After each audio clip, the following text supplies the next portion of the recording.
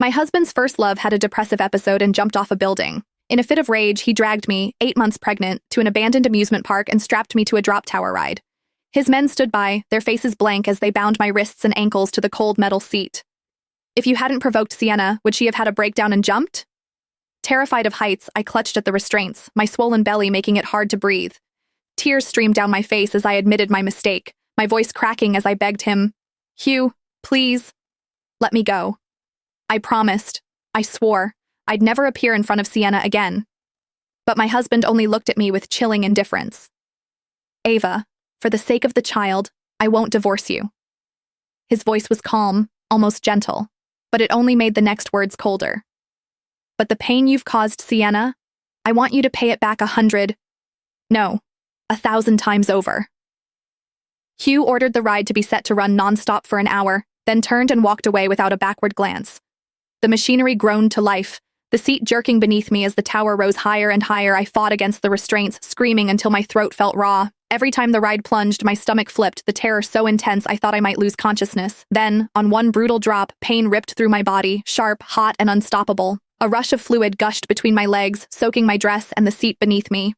The next day, Hugh finally remembered that I was still there. "Ava, Sienna is fine now," he said, his voice devoid of concern. "As long as you apologize to her, I'll let you down."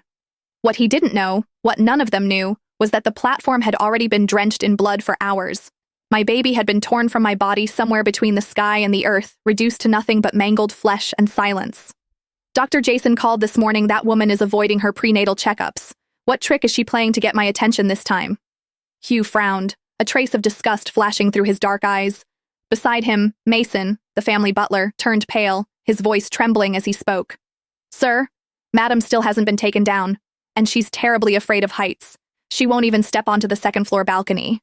Now that she's in her late pregnancy, could something have happened?" Hugh's expression froze for a split second, before he frowned again, doubt flickering across his face. "Really? Ava's afraid of heights?" Before Mason could finish confirming, Hugh waved a dismissive hand.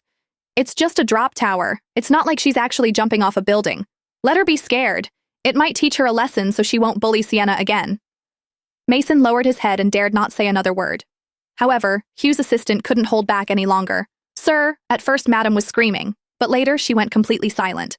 "And she's carrying your child, your own flesh and blood. Shouldn't you at least check on her?" Hugh's expression shifted slightly, but the brief flicker of realization was quickly replaced by scorn.